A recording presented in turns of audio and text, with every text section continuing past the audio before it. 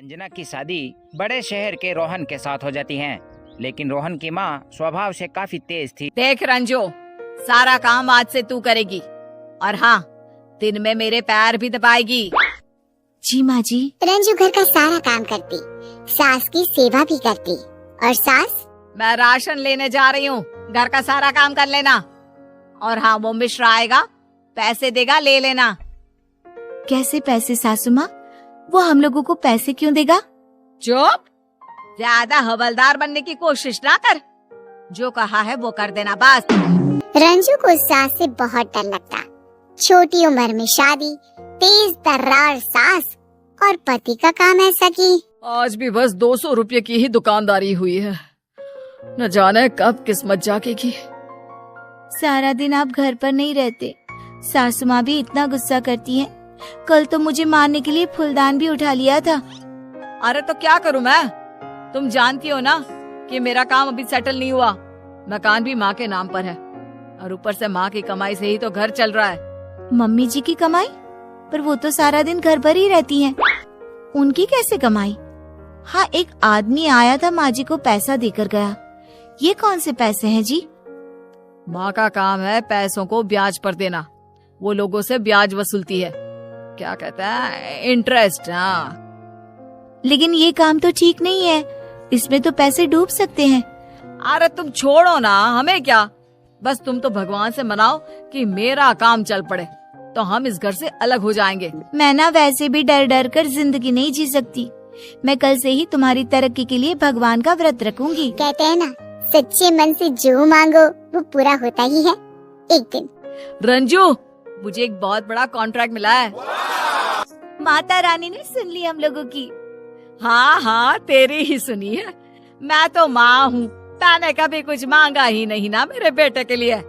जाकर चाय लेकर आ। और हाँ, वो 10 किलो नारियल रखा है किचन में, घिस देना। शाम को मिठाई बनानी है, पूरे मोहल्ले को बांटूंगे मिठाई। मेरा बेटा। बहू क्या करती, लग जाती है काम पर। रात को उसके हाथ में इतना दर्द होता है कि अरे क्या जरूरत थी बाजार से मिठाई ले आते। मैं समझ रहा हूँ कि माँ के साथ अब तुम्हारा गुजारा नहीं है। सोहन पास ही में एक बड़ा मकान खरीद लेता है। माँ, तू भी चलना हम लोगों के साथ। नहीं नहीं बेटा, मैं नहीं जाऊंगी। मेरे पति का मकान है ये। तेरी बीवी ने आखिर माँ बेटे को दूर कर ही दिया ना, लेकिन मैं इससे दूर रहकर भी सुकून में नहीं रह सकूंगी। रंजू पति और बच्चों के साथ अलग रहने चली जाती है। लेकिन एक रोज, मैंने ये सब्जी बनाई है, माँ को पसंद है, जाकर दे आइए ना। क्या महक है माँ, ये तो राजेंद्र के मशहूर छोले भटूरे हैं ना। माँ, मैं भी खाऊंगा। हाँ हाँ, खा ले। वैसे कैसे आना हुआ? वो रंजू ने ये सब्जी बनाई थी, कह रही थी आपको पसंद है, दे आऊं, इसलिए आया हूँ। वैसे भी सारा दिन काम करके थक जाता हूँ, घर जाकर सो जाऊंगा। देख रोहन, तेरी बीवी को कंट्रोल में रखा कर। मेरे साथ थी तो ठीक थी, अब तो सारा दिन मोहल्ले में घूमती रहती है। लोग बताते हैं कि घर का काम भी नहीं करती। कैसी बात कर रही है माँ? वो तो सारा घर संभालती है, खाने से लेकर सफाई। अब देख ले, मैं क्यों उसके बारे में बुरा बोलूंगी? मुझे क्या है, मैं तो तेरा घर बसा देखना चाहती थी बस। पर रहने दे। रोहन अब रोज माँ के घर जाता और माँ बेटे को बीवी के खिलाफ करती। फिर एक रोज, देखो रंजू, मुझे तुम्हारे साथ नहीं रहना है। ना तुमको खाना बनाना आता है, ना बच्चा पालना। पर ये एक सब्जी में कैसे कोई खाना खाए? कम से कम 2 सब्जियां तो होनी चाहिए। लेकिन आप तो कहते हैं कि दाल अच्छी लगती है। दाल और 2 सब्जी कल से, और रोटी गर्मा गर्म, समझी? और जो सारा दिन मोहल्लेबाजी करती हो ना घूम घूम कर, वो भी खत्म करो। और अगर मेरी बात समझ में नहीं आई ना तो पैर तोड़ दूंगा तुम्हारे। एक दिन, माँ, ओ माँ, क्या है ये? अरे कैसे बात कर रहे हो बेटा?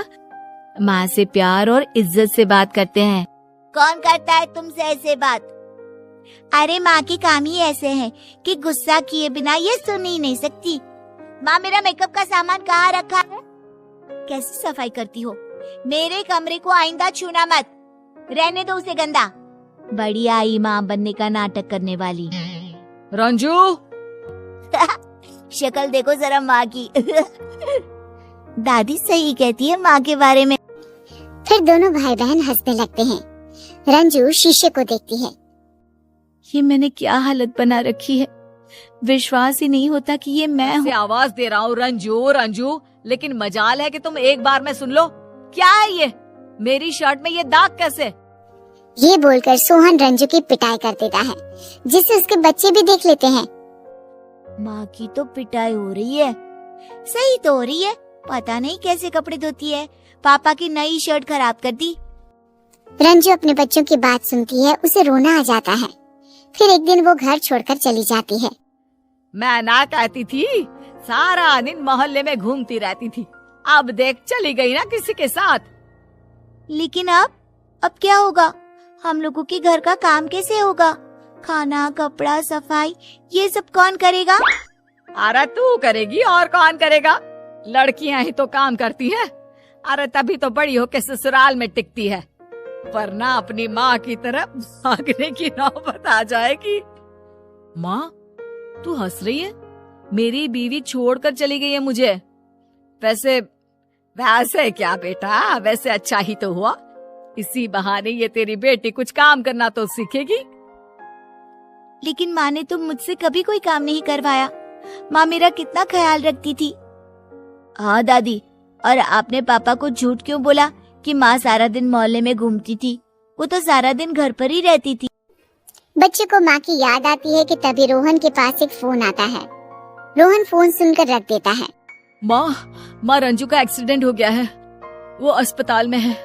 मैं उसके पास जा रहा हूँ। माँ, मैं जा रही हूँ, लेकिन जाते जाते ये बोलना चाहती हूँ कि मैं अब थक चुकी हूँ।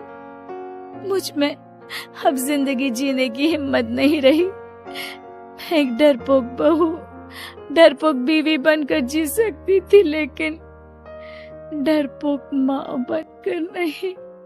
उम्मीद करता हूँ कहानी आपको जरूर पसंद आई होगी। बदले में आप इस वीडियो को लाइक करके चैनल को सब्सक्राइब कर लें। धन्यवाद।